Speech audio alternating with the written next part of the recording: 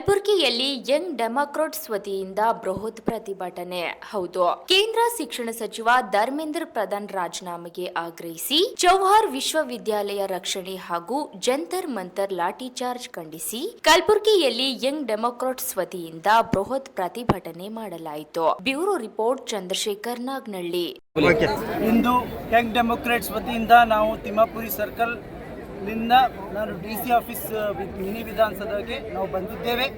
ಇಲ್ಲಿ ನಾವು ಏನು ಎಜುಕೇಷನ್ ಮಿನಿಸ್ಟರ್ ಇದ್ದಾರೆ ಧರ್ಮೇಂದ್ರ ಪ್ರಧಾನ್, ಎಂಥ ಪ್ರಧಾನ ಆಗಿದ್ದಾರೆ ನಮಗೆ ಗೊತ್ತಿಲ್ಲ.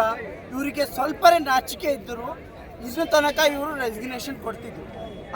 ಆದರೆ ಇವರಿಗೆ ಸ್ವಲ್ಪನೇ ನಾಚಿಕೆ ಇಲ್ಲ, ಮತ್ತು ಮೋದಿ ಸರ್ಕಾರಕ್ಕೂ ಕೂಡ ನಾಚಿಕೆ ಇಲ್ಲ.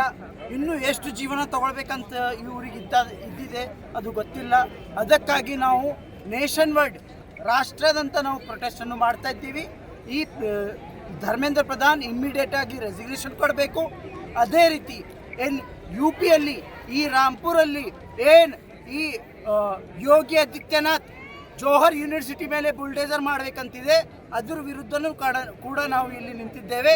ಅದೇ ರೀತಿ ಏನು ಜಂತರ್ ಮಂತರಲ್ಲಿ ಮಕ್ಕಳ ಮೇಲೆ ಏನು ಅತ್ಯಾಚಾರವನ್ನು ಮಾಡಿದ್ದಾರೆ, ಯಾರು ನೀತಿ ಸಲುವಾಗಿ ಮಾತಾಡ್ತಾ ಇದ್ದಾರೆ, ಯಾರು ಕೆಲಸ ಮಾಡ್ತಾ ಇದ್ದಾರೆ, ಯಾರು ಹೋರಾಟಗಳು ಮಾಡ್ತಾ ಇದ್ದಾರೆ, ಅವರ ಮೇಲೆ ಇವರು ಕಲ್ಲು ಮತ್ತು ಲಾಠಿ ಮತ್ತು ಪ್ಯಾಲೆಟ್ ಗನ್ ಯೂಸ್ ಮಾಡಿ ಅವರ ಮೇಲೆ ಹಲ್ಲೆ ಮಾಡ್ತಾ ಇದ್ದಾರೆ.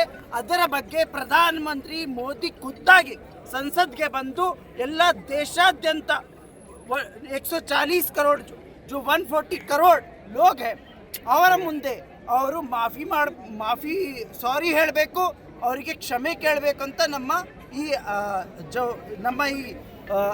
ಏನು ಪ್ರತಿಭಟನೆ ಇದೆ, ಅದೇ ಪ್ರತಿಭಟನೆಯ ಉದ್ದೇಶ.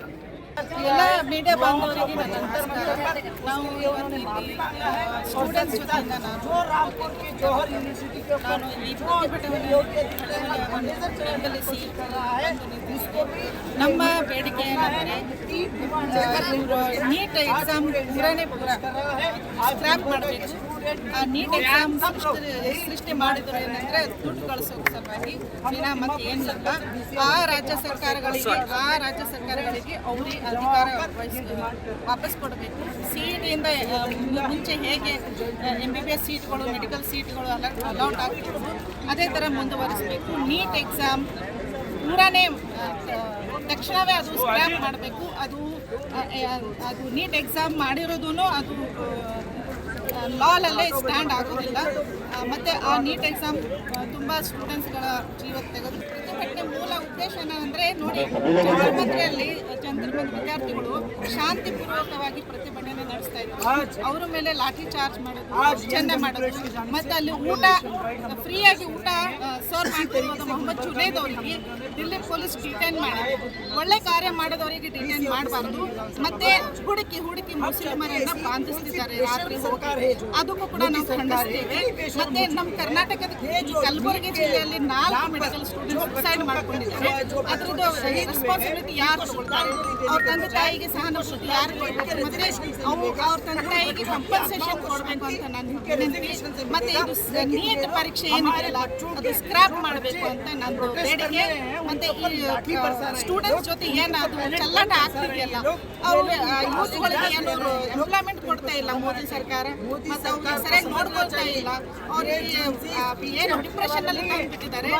ಮತ್ತು ಹುಡುಗರು ಓದೋದು ಬಿಟ್ಟು ರೋಡ್ ಮೇಲೆ ಬಂದ್ಬಿಟ್ಟಿದ್ದಾರೆ. ಆ ಹುಡುಗರನ್ನ ಸಹಾನುಭೂತಿ ಕೊಡಬೇಕು. ಅವರು ಎಜುಕೇಶನ್ ಸಿಸ್ಟಮ್ ಏನಿದೆ ತುಂಬ ಸ್ಟ್ರಾಂಗ್ ಮಾಡಬೇಕು.